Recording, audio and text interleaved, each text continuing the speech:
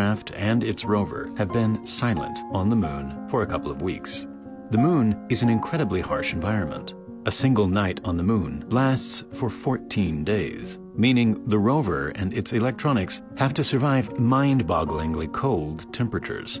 Without any power to keep it alive, the rover and its lander are most likely dead. But when the sun comes up again, there is a small chance that they could come back to life. The Chandrayaan mission was incredible in many ways. With just 14 days to live, it performed experiments in an area of the moon that we know very little about.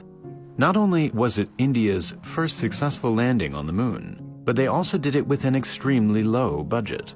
The entire cost for the mission came to just $75 million, less than half of what China spent on their lunar rover. So what's going to happen to Pragyan? First, we have to look at where Pragyan actually is. In recent years, space agencies around the world have been racing to get to one particular part of the moon, the South Pole.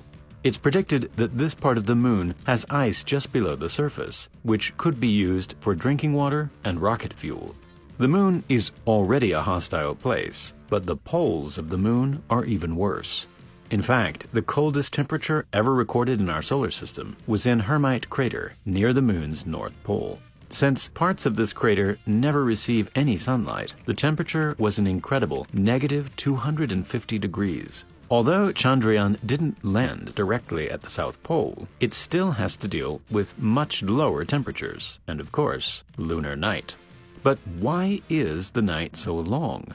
The moon orbits the Earth around every 28 days. The side of the moon that we see from Earth is locked to Earth, meaning this face is always pointing toward us. And so, for 14 days, this face is visible to the sun. But for the following 14 days, it is facing away from the sun.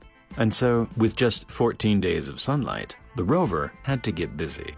As soon as it landed on the surface, the rover was released and it immediately rotated so that its solar array was facing the sun.